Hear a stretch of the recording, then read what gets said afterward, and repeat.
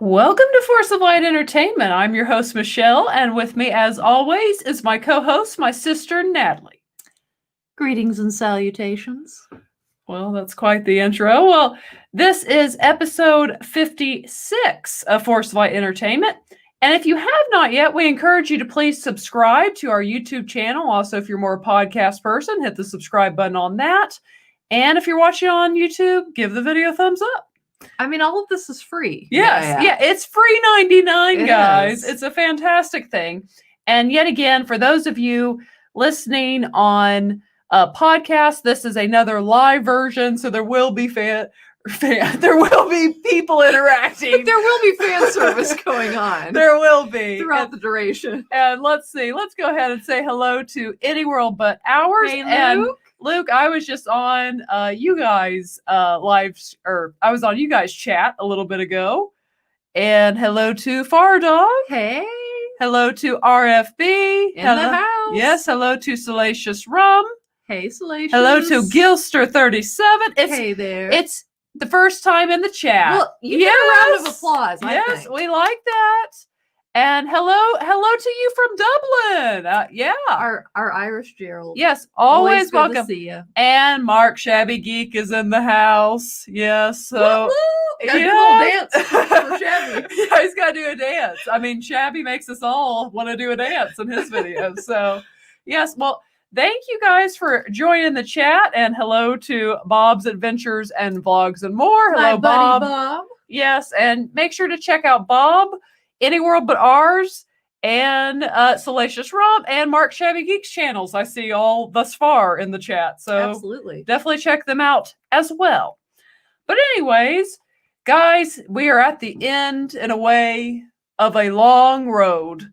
Our season 2 of the Mandalorian discussions are beginning to come to a close. Or are they, is the question. Just wanted to say hi to Mr. Yes. Al. Yes, hello to you, and hello. And thank you. Yes, and hello to Red 5 Designs as well. And hello, Al. But guys, this is the end of the road. It is the final episode of season 2 of The Mandalorian. Or is it only the beginning? That's what I think it's only the beginning. That's the way we're going to take this. But regardless, it is the finale of season 2. And my gosh, did this episode live up to the rest of the season? It did not disappoint, to say the least. So I think we just want to... So many emotions. Yeah, so I think we just want to jump into this episode. A lot to talk about. So join the conversation and let's talk The Mandalorian. This is the way. Yes, this is the way. And hello to Blue Harvest Vintage Toys. Hello there. And yes, we are, as he has up, we are discussing Chapter 16, The Rescue. So, yes. Okay. So, beginning with, and Natalie and I, we got to watch the Ahsoka episode with each other. We were in the same place that morning, and we got to do that again with this episode. So, special time, Shirley. So, I basically know her initial thoughts because we were right there. But Natalie, tell them, what were your initial thoughts? She saw and heard them. I did hear them. There might have been cheers and tears, but Natalie, tell the people listening and watching, what were your initial thoughts of The Rescue? That this was probably the most epic episode thus far. Yeah. And by far the most emotional for me. Yes. I mean, I think epic. But I mean, literally, as we just said, so our initial thoughts were just, wow. Like, I was like kind of high all day Friday from this episode. I mean, they delivered, guys. I mean, I was so excited. We were cheering. There might have been some tears. I mean, this episode, it just had it all. Yes. Yeah, this chapter had all the feels, totally. I might have been jumping off the couch one minute in excitement and crying the next. Yes. I mean, you just didn't know with this one. Oh, gosh. And yes. Oh, we're going to get into that. For those of you listening, Mark Shabby Geek says the green has been ignited. And yes, it has been. Oh, yeah. It definitely has been. So we will jump into, so that's our initial thoughts. It was freaking awesome. So we will move into now... so the opening scene there, and of course Boba Fett is able to track down the cloning person, Dr. Pershing. I forget his name right off the top of my head. The little nerd. Little dog. literally what my brain thought, but I thought I won't say that. That's impolite. But you know what, There guys? you go. Again, I've been watching Daredevil. It's like he's like Little a nerd. he's like a Matt Murdock wannabe with those little round glasses. That's all I think of when I see the guy. Hey, nerds are cool. There's nothing wrong with it. Yeah, he's a different level of he's a different specific, not a Star Wars nerd, but like he was really good at math. He's a special nerd. Yeah, he is. He is. Oh, and there, Doctor. I say sometimes things just don't roll off my Dr. tongue. Pershing. Yes, Dr. Pershing. Thank you. Dr. Nerding. But anyways, so and I heard some people kind of pick on the acting of the Imperials, but I feel like that was intentional because if you go back even to season 1 of The Mandalorian, like when he's like, "Hey, watch that," and the stormtrooper says, "You watch it." I just feel like in this show they make Imperials kind of over the top. If you've noticed, Yeah. So I don't think they're Kind of acting their style. Yeah, so I have a problem with their over the top kind of ridiculousness in that first scene. But man, I loved it when that guy, I mean, he provoked Kara and you were feeling it. Oh, And- you knew what was coming. And yes, and him saying, I was there. I watched it when they blew up Alderaan or I was on the Death Star. And I loved she's so sly. Which one? Like she at that point was like, just give me just one reason. Yeah, just give me one reason. And man, she just, boom. I mean, in the face. She shot the dude in the face. It was pretty awesome. And then the little Dr. Nerd was like, oh. Yeah. I mean, I guess I would have too. He was, oh, and hello to Jedi Princess K. Yes, thank you Hello. for joining. So awesome to have you here. Of course. But yeah, so I thought that opening scene was fantastic. And then, of course, it moved to them going, as we've been calling, and I think we all felt was coming, them going to find Bo-Katan. And I think it was interesting that, Bo-Katan, who was in like a really good mood when we first met her, she seemed pretty low, didn't she? She did. Yeah, she didn't see. I noticed that. She didn't seem to be in the best spirits. It's almost like you kind of get the vibe she's really been trying to find Moff Gideon and has been so unsuccessful. And just because she even says that, well, good luck, basically like good luck finding them. Yeah, like you're never going to find them. Yeah, you're never going to find them. And that whole exchange was kind of interesting. And I thought it was interesting, and we'll get into later why. I'll explain that. But they specifically say to Boba Fett, like, you're not a Mandalorian. Yeah. He's like, never claimed to be. Yeah, never claimed to be. But their little tussles kind of... touche. Yeah. It was a good scene, though. And, of course, they get Bo-Katan, because now Mando has... Basically, if you help me, I'll help you. The tables have turned, my friend, finally. And we all know Mando has helped a lot of people. Yes, yeah, they definitely have. Let's see, Bo and Kasha. Yeah, just keep the names coming. And Kasha Reeves. Yes, and the gentleman who's like Wolf something, he wasn't there, and we don't know why. We don't know if, maybe he just went somewhere else, or maybe he perished looking for Moff Gideon. We don't really know.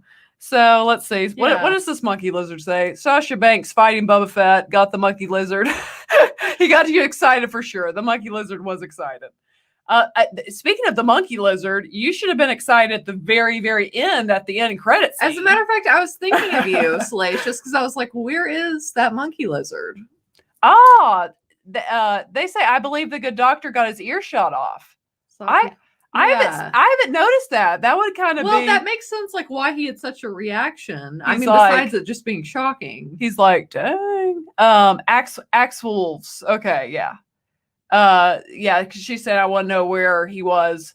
Yeah, we don't know where he was, so True. we'll see. But one thing we do know about Dave Filoni and Jon Favreau and the show, nothing goes wasted. Like if he very well could be in the next season if he is in fact alive. So Yeah. I would say that would be the case.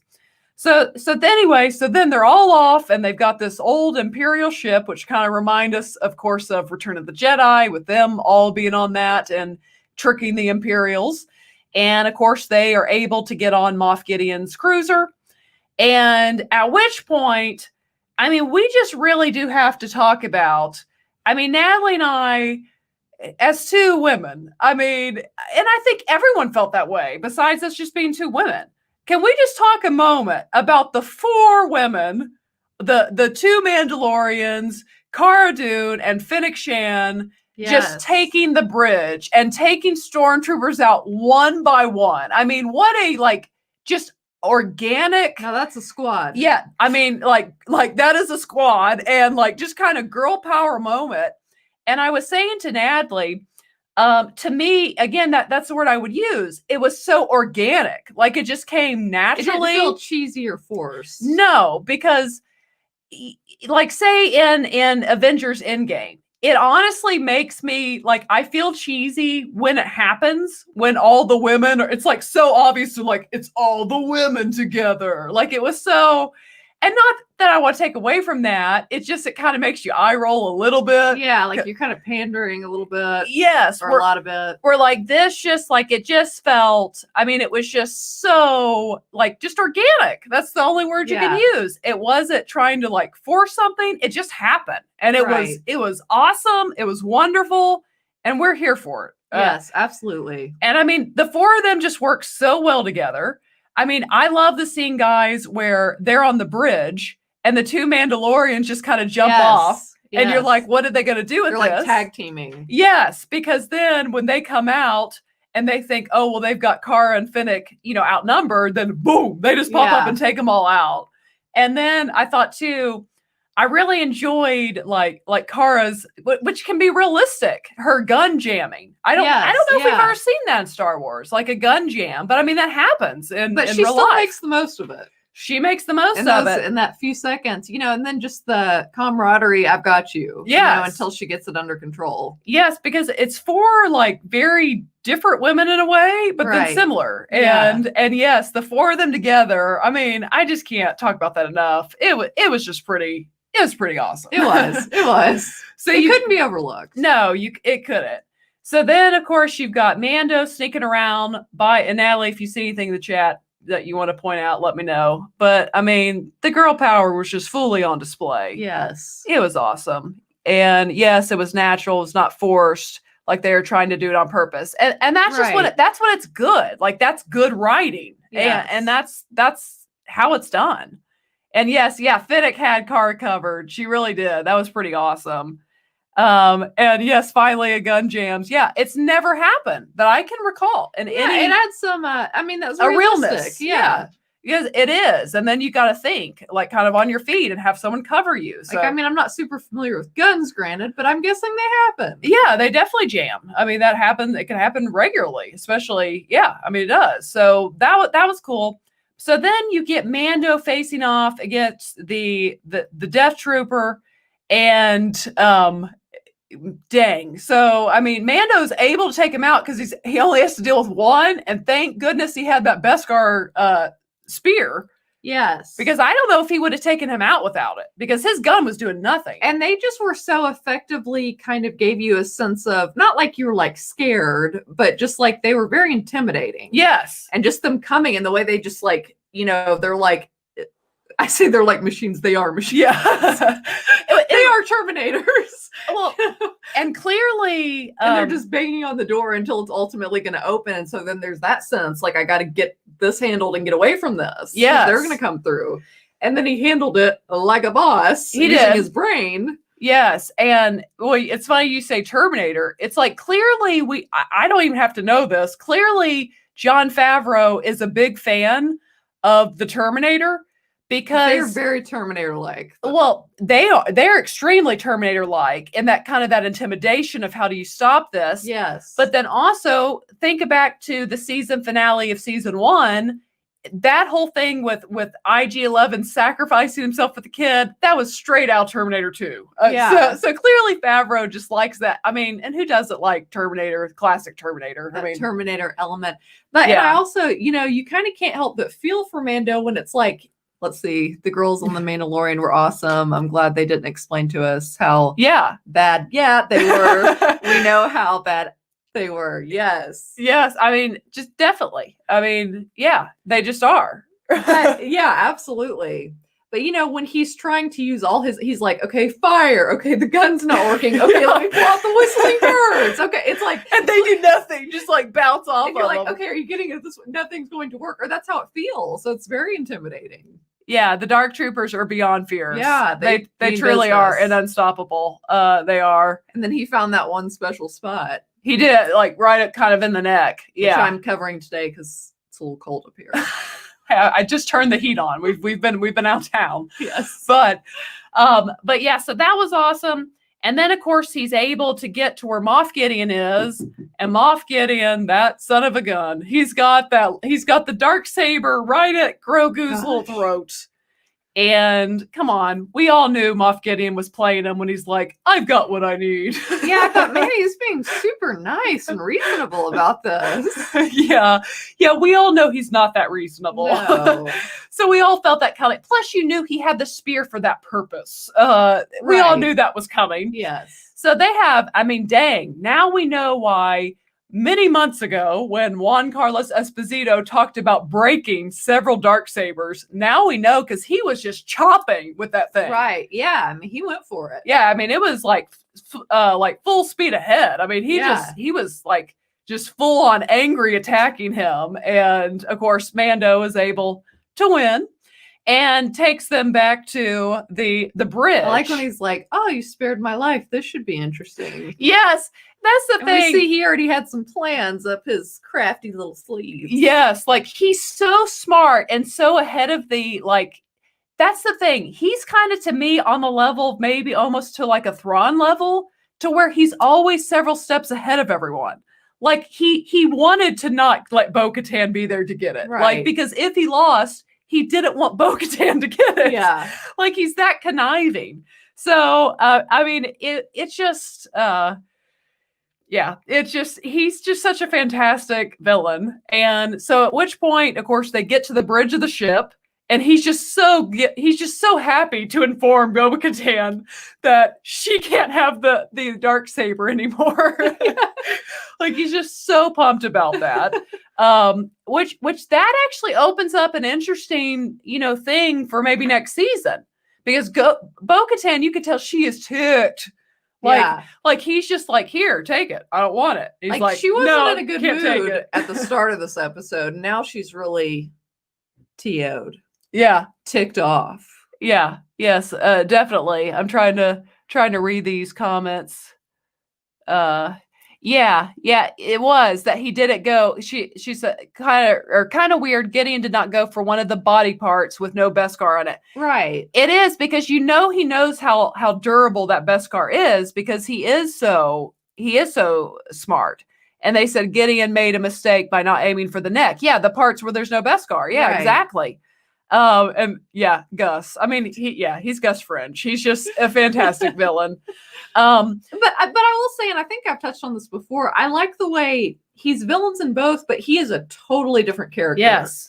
Mannerisms, voice inflections, facial expressions, like totally different. Yes. Yeah. It just shows what a good actor he is. He is. His face acting, everything, he's just a fantastic actor. And so that is kind of an awkward scene where you can feel the tension of Bo wanting that Darksaber so bad. Yes. And it's literally being offered to her. And she's like, I can't do it. Yeah. I can't take it. Kind of nailed the face even. She's just like, oh. But, which is kind of interesting because I was like, take it. I don't want it. Yeah. Like, I yield. Like, here.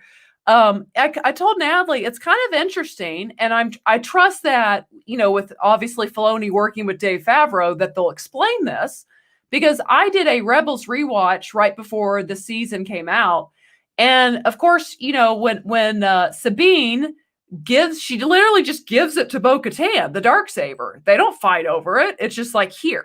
So I'm almost wondering if maybe because Bo-Katan lost it to Moff Gideon, maybe like she can't just receive it or something. Like she would have to win it back almost to get back the honor of the Darksaber. Right. I don't know. That's just kind of me guessing with that.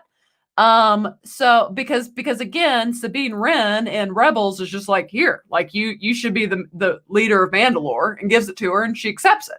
So I'd say they'll explain that to where we'll understand, He said it has to be won in battle. Yes, it typically has. Just in Rebels, we have that one incident. So we'll see where it goes with that.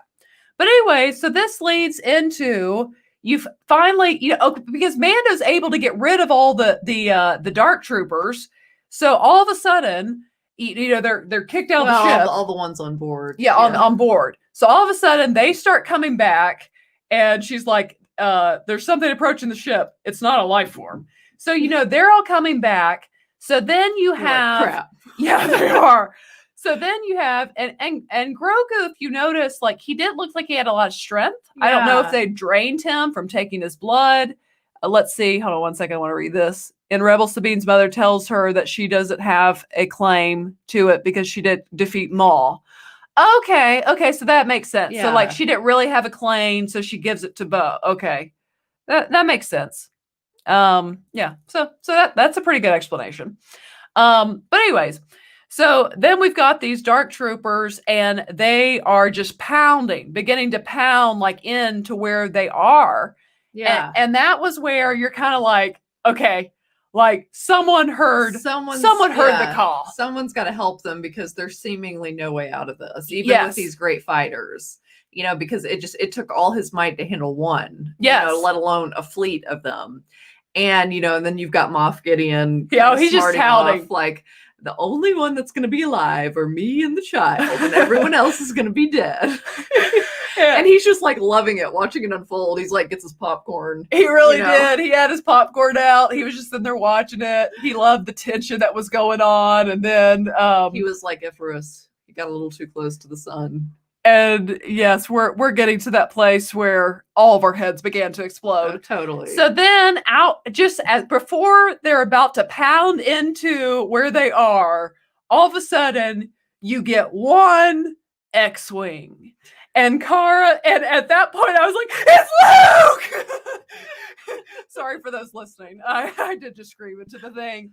But I mean, I lost my mind. But I will say, even though, and I'll give more credit to Michelle, but we both kind of, I'd agreed with her, put it out there, it very possibly realistically could be Luke to show up.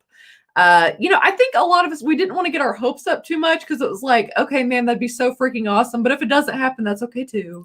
And so you see that, but then I think we were both kind of trying to like almost self-preservation, like, well, maybe somebody else. And I was like, no, it's Luke. It's Luke. And then you see the robe and you're like, okay, it's gotta be. But you knew as soon as Cara says one X-Wing, like kind of like, what's that gonna do? Yeah. And then you wait. And then it pulls up, and I was like, it's R2, it's R2. Like I was just getting so excited. And then my gosh, hallway fights. It's kind of, again, I keep relating everything to Daredevil, but Daredevil became known for its hallway fights. But Star Wars is becoming known for its hallway fights at this point. And I mean, my gosh. Luke, they gave us what we've been saying ever since Chapter 6. It just made sense. Yeah. Like, we knew someone heard that call. And who is the strongest Jedi in the galaxy? Luke Skywalker. So it just made sense for him to arrive. And I love how they showed it, of them watching the screen. And you just see the black and white. Yeah, you still don't see color. Yes. And you see the robes, and then you see a glove, and then at that point, that's when you knew. You see the black point, glove. I get up and jump off the couch. And just, did you guys notice when I believe it's Bo-Katan she says it's a Jedi? Did you guys notice it's the first time ever that Moff Gideon's face, you saw fear? Yes, like it was frozen back, like, oh crap, like I'm in trouble. Yeah, and my gosh. At that point, when you saw the black glove, and then as Mark Shabby Geek had said, ignite the green, and we got the green saber, which we've not gotten since Return of the Jedi in 1983, and we get him just taking out. And that's what's so interesting, is because this show, all the people on board are absolutely A+ fighters in Star Wars. Like, they truly are. They're all incredibly skilled at what they do. Very skilled. As much as a human can do. Yes. And then where you see Mando is so skilled, but he struggles so much with one dark trooper. Right. And Luke just takes out dozens upon dozens with ease. He's just going through there like a boss. Yeah, he's not even breaking a sweat. And I mean, just the different stances and the lightsaber going. I mean, it was just she got up on the couch. I was shouting. She jumped out of the couch. We were losing our freaking minds he's just mowing them down.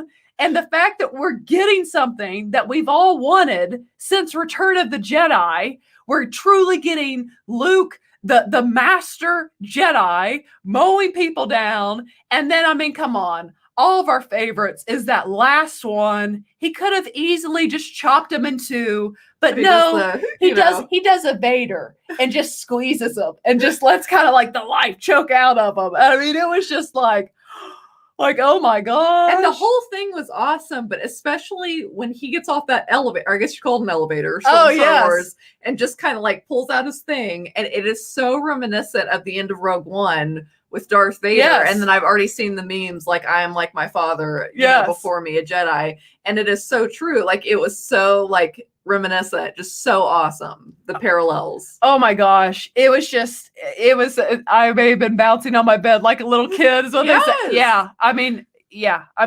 We all were. We were all losing our minds. We got what we wanted and it was wonderful. It was executed wonderful. Guys in the chat, how many times have you hit replay on that scene?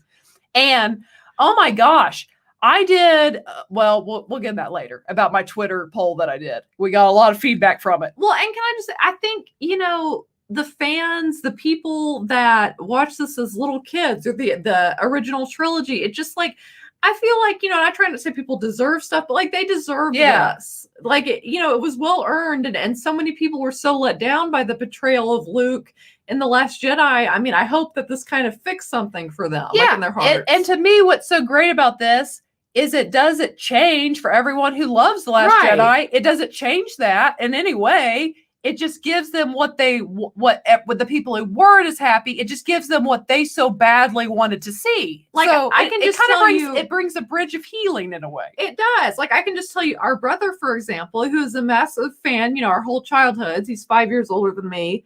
But he, that was really... You can keep talking. Yeah. You said he watched it about 10 times. I'm sure a lot of us did. But I think that's really, he'd expressed to me a couple years ago, that's really what he was looking for. He's I wanted to see Luke, just in his prime, just going for it. And it's we finally got that. Yes. And as Mark, it brings us all together. It does. For those who really love The Last Jedi, like I said, it all just works together. There is a unity in the Force now. Yeah. It's just, to me, it's wonderful. It gives it's a win-win for everybody. So I just think that's fantastic. Personally, what were you going to who noticed the dark troopers stop fighting right before Luke was shown? They stopped and turned towards him. Yes. That was interesting. They knew there was a threat coming from that way. And something I want to notice too, as tired as the child was, he perks up. Senses. In the Force, you could tell he felt the guy, the person I was communicating with, they're here. Yeah. They're here. They've come. They're here to get me or to help me. And that was key. And then him putting his hand on the screen and watching. It was just so sweet. And then Mando watching him watching. Yes. It was all just so sweet. And I will say, because you guys know, I was always a Han and Leia girl. And I did, but because I grew up on the original trilogy, I still adored Luke. And when I rewatched this the second time, maybe an hour after I watched it the first time, I can be honest that my eyes got a little watery during the scene because it just means so much. You finally got it. You saw it. Or as our brother put it, he said, his eyes got a little misty. That was AKA for he cried. I think he was downplaying. I think he was downplaying too a little bit. So that's kind of what I think. So then of course, Mando tells them open the door, and Fennec Shan's are you crazy? Yeah. And they open the door, and come in steps in the all black Luke Skywalker. And I know a lot of people are fussy. It was a video game face of Luke Skywalker. We can say that it was, But you know what? It still worked for me. It worked for me. It didn't even take me out of it. It was just fine. Like, I was so high from what I just witnessed that I just didn't care that his face was, wasn't near as good as, like, say, the Tarkin CGI, which costs so much money. So, and if anything, like, I thought, okay, who's it going to be? Is it going to be Sebastian Stan? But there was almost something special, even if it wasn't like, oh, it's like Luke. Yeah. There was just something so cool about it to me. And this is a good question. I want to know how Luke knew where to find Grogu since he'd left Tython. And yes. I mean, I think the only explanation I can give is like, there's just kind of some bond there in the Force of like him to almost like a beacon, like to know where it was. I mean, that you may not like that answer. I think that's the only thing I could come up with right now off the top of my head. But so that was cool. And then to see, I mean, and I know again, the CGI might not have been the best, but it worked for me. And I was happy. And of course, this moment comes that we've all kind of, wanted, but don't want. And I love Mando says he doesn't want to go with you, aka yes, I don't want him to go with you, right? And I love Luke aka said, I don't want like me, Natalie, I don't want yes, and it's just like, and I love Luke says he wants your permission, like, and that was just kind of touching. And then we get the moment, guys, where they look at each other. I just couldn't. And when he touches his mask, listen, she straight up, it made me turn around because she was on the couch. She straight up, all of a sudden I start hearing, like, it's a loud cry. Like there's like sounds coming out of this. It's not like tears. It's like, it's just real emotion, man. It was a lot of crying, man. It was too much. And then I'm a sympathetic crier, so it made me tear up a little bit. But I mean, just at that moment and what they built up to, it was so earned of him taking off his helmet and Grogu just reaching out and touching his face and literally him being teared up. I literally had that thought too. Just for the listeners, Fardog says, "Let me look on you with my own eyes." That is such an awesome parallel of the last thing Luke's father said to him, basically, let me look upon you with my own eyes. And for Mando to take, in front of Luke, to take his helmet off so the child can for the first time see him face to face with his own big brown eyes. And once again, I think there's such a strength in being vulnerable. And he wasn't even just for the child. He's like, I don't care if Luke sees me. I don't care the rest of the episode. If these other people see me, yes, the tears. And he was so broken. It just destroyed me. And hello to a Black Jedi. I just found you. Hey, we would definitely collab with you. For sure. Yeah, definitely. And awesome that you found us. But I mean, yes, the tears in the eyes, everything, it was so perfect. And it is emotional because, again, the show is just so, the heartbeat of the show, and we'll talk about this a little later, the heartbeat of the show, as we've been saying this whole season, it is the relationship between Mando, Din, and the child, Grogu. Like, that is the heartbeat of the show. Right. And just to see them and for him to tell him, and I want to point this out because we are going to make a prediction at the end. We're going to have a special episode on Wednesday with predictions and possibilities for season 3. But I will say this, because so many people think, oh, Grogu's chapter's gone, he's done. There's a reason why writing matters. One, listen to what is said. Luke tells him this: he will never be safe from the Empire until he masters his abilities. I take that as like, I need to teach him how to do this so he can be on his own and be like, he doesn't need me to protect him or you to protect him. Yeah. Like, he can protect himself at that point. But then secondly, what I want to say is when Mando tells him, we'll see each other again, I promise. Yeah. That was literally basically Jon Favreau looking at the audience who adores the child and saying, he'll be back. He'll be back in the show. I promise. Yes. Like that's really what that was. Right. But anyway, so then you get R2-D2, which that was so awesome to get R2 and someone tweeted out that R2 is probably thinking the last time I saw something like this, it beat me with a stick. Right.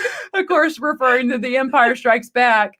But then to see, Grogu's like, ooh. Yeah, like, he's fascinated by him. He has Mando doesn't have a thing, doesn't really like droids. So he was very fascinated with this droid. And anyways, so for them to see him and then for R2 do his little shake happy thing at the end, like, so cute. Like it was just all so sweet and cute. And then dang, I mean, that final moments of Luke walking away with the child and they turn and Mando, the tears in his eyes and even Kara's just smiling watching it happen. Yeah. Like I think all those women were probably going to turn around and give him a minute to like get himself together. Right. But I mean, dang. I mean, it's just fantastic. It's just let's see. Oh, R2 is just a big silver and blue ball to Grogu. That is why he liked him, for sure. I mean, and R2, who knew? I mean, it's just so awesome to have them both back. And Grogu as the Black Jedi, Grogu would definitely be back. Yeah. I mean, they are doing a fantastic job. Jedi Princess K, she makes a good point up here. I believe at the end of the series, Din and Grogu will be a team with Mando kicking bad guys, AWS, and Grogu helping with him in the Force. I mean, they could be quite the power duo. Well, and maintain their father-son relationship. And that's why I want to say this. We will get in more again Wednesday, and we'll let you guys know on Twitter the time. We're trying to get a guest with us, and we're trying to work with them for a time. But we just want to talk after we have some more time to process. We just want to talk about possibilities for season 3. But I will say this again, the heartbeat of the show is Grogu and Mando. It has been that way from the moment they laid eyes on one another. Like that is like the foundation of the show. And the show, that's why I said in a tweet, the show to me it fundamentally doesn't work without them because of how it's been set up. And I compared it. I said it would be like if you removed 11 from Stranger Things. Yeah. Like it doesn't work anymore. Like there are some things in shows you can't remove. Like, do we love all the other characters? Absolutely. Yes. But she's the special ingredient. Yes. And with Grogu, I've been saying this whole season. He's not just a prop. He's not just a plot device. He is the co-lead of the show. And Grogu, as Mando says, will see each other again. Like their days are not done. And I will say this kind of as we're closing on this. I will take you back to the end of season 1, where there's it's called foreshadowing. There's a reason why 1, they are made a clan of 2, and then also Mando he says, "What do you got there?" And the child has the Mandalorian necklace on. And he says, "You keep that." Yeah. Like there's a reason, kind of as Jedi Princess was saying, like eventually, which I think is interesting when you have the Darksaber, which was from the first Mandalorian Jedi. I think he's kind of going to be a Mandalorian Jedi eventually. Right. Because listen, they're not letting him stay with Luke to where we all then wonder, did he get slaughtered by Kylo Ren? They're not doing that. Right. Exactly. And he makes Disney too much money. But for the story's sake, he'll be back. He'll be back. He'll see each other. I don't know at what point.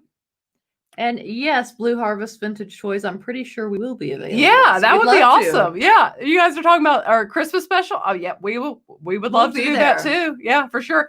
And definitely check out Blue Harvest Vintage Toys channel. They do live streams, several of the guys. At least once a week, and he has all kinds of other good videos too. So check him out as well. Yes. And let's see, even as Grogu's with Luke, he's still, he is. He's still Din's son. That's the thing, guys. They've established, as Ahsoka says, you're like a father to him. Yeah. Like fathers, you don't just drop your kids off at school and never come back and pick them up. Right. Right. Or summer camp or whatever. Yeah. So they'll be back. He'll be back. And again, we'll get into possibilities for season 3 next. So that's all we'll say about Grogu for now. But anyways, Natalie, so it leads us to that final scene, guys. So Natalie, what do you want to say about that? About the the final scene? Because this season just ends like the kind of sneak peek. Yeah, because this season just ends with them looking off at Grogu, and that's how it ends. Oh, and the music there is fantastic, by the way. I mean, if your heartstrings couldn't be pulled out anymore, and then you put the music on top of it, it was just a recipe for what Michelle heard and witnessed, which was a breakdown on my part. Yeah. But yeah, that last scene, very interesting. And that guy, I think he'd been eating quite a bit on that throne. I forget what that character's name is. He had been eating quite a bit since Jabba's demise. He'd been eating a lot of frogs himself out of that little jar Jabba had. He really had been. But yeah, and just the way he's clearly nervous when Boba Fett appears, and Boba Fett's kind of like, I'm not here to talk, boom. Kind of get out the way, and then just takes the throne. Yeah, and then I just thought it was visually such a cool shot when she grabs the drink and then sits on there, and then it's kind of just that visual of her and then him or her on there, and she's got that blue drink that's been drank through all of the first 2 seasons. Her just looking cool as a cucumber, Yes, and him. What kind of phrase that was? And I think she just made one up there, But anyways, and then too, I think even little details like Bubba walking where the what does he say? Before Jeddah. He got thick. He really did. You put on a few, that's for sure. Yeah, they have the spotchka. Yeah, they're drinking that. And I love that Bubba, he walks on top where the rain cork was because he knows it's dead. He knows Luke killed it. So yes. He's not concerned with being dropped into that at that point. And I like how when he's got that woman chain there, and she got it, gets it immediately, and then she's like, yeah, she just like, go. You're free. Take it. Yeah, leave. You don't want to be with this freak anymore. So then we get the Book of Boba Fett coming Christmas 2021, so next year. And I will say that I'm excited for that. I believe Variety has said that it will be a mini-series. Yeah, and I think that'd probably be a good format for it. I think that would be fantastic. And I know... I guess we'll just have to wait and see. I know there's some YouTube confusion. Some people are trying to claim that's going to replace that will be season 3 of The Mandalorian. But I think with Kathleen Kennedy telling us that we have season 3 of Mando coming out in December of 2021, and then them giving that to us, them saying that in that episode, I just think that until Lucasfilm tells us that, I feel like you've got to assume they're 2 separate things. Yeah, absolutely. I mean, that's where I'm going with that, at least. Until Lucasfilm comes out and confirms one way or the other. That's kind of what I'm thinking. Oh, I agree. And let's see. And hey, Michael. Oh, yes. Hello, Michael from 2Med2 Star Wars Network. Let's see. I want to say this. Where did I? Or To Me Too. My gosh. Yeah, she called him To Me Too for the longest time. Yeah, for forever. Well, we'll let it go. I can't find it anymore. But I mean, that's kind of it. Is there anything else? The best ones always get away. They do. Is there anything else, Natalie, you can think of this episode? I mean, it was incredible. I like that Cara Dune, I will say we didn't touch on this, that she didn't let Moff Gideon, she didn't let him take the easy way out. Yes, that was fantastic. No, you're not going to get out like this. Yes, good point. That was an awesome, quick little moment because that reminds you, because the Empire was based upon Nazi Germany and how many of those high official Nazis killed themselves instead of being captured. So that really kind of called back to that. And for her, for just to knock it out of his hand, no. No, that's not the way this is going to go down. You going to jail. It is not going to be fun. There's not TVs there. So no special treatment. Yeah, no. So I thought that was, yes, because she had mentioned how much info he has. Yeah, that's true. Because he basically is like a computer with how much info he has. So yes, awesome point that you make there. So let's see. Yes. Yeah. Fantastic point. But that was awesome. But yeah, this whole episode, guys, I mean, we couldn't have asked for a better season finale. I mean, it was just awesome. Not really in our wildest dreams. No. Well, I mean, actually, we've been saying it since chapter 6. Not to toot our own horn. We have. But we have said it made the most sense here. Get your news here. Yeah. Okay. So, but fantastic episode. And I mean, this season, so it's just been an incredible season. But so we've got 2 things. Okay. So for you guys to know, for starters, Nicole Marie was the winner of the Cara Dune Funko Pop. And thank you for everyone who entered that. So yes, we'll be sending that to her. But yeah, so we've got that. So I wanted to let you guys know very quick while we have you what is coming. Again, Wednesday, we'll let you know the time that's to be announced. We will be giving our season 3 possibilities for The Mandalorian. Then let's see. And you guys let us know in the chat, because on Christmas, we are going to see Wonder Woman 1984. And we will do probably a short, non-spoiler review, very quick, and just upload it to YouTube. But then we may do a live stream on Sunday, since people have the option of either seeing that in theaters or on HBO Max. So if you guys would be interested in a live stream next Sunday on Wonder Woman 1984, just let us know we may do a Twitter poll or something like that, but just kind of let us know. So we'll be discussing Wonder Woman next weekend, because that, of course, will be debuting and be out. And then the following week, we will go back and watch all of season 2 again. And Natalie and I will personally give our favorite episodes, like in order of our rating of the season for each episode. But Natalie, we almost forgot, how many hoots does this episode get?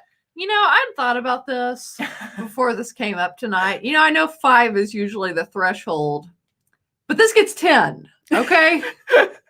It gets 10. Yeah. We go with a 5 hoot thing. 10 hoots. But we're going 10 hoots for this episode. Yes, it just went way past that. So 100 hoots. Yes.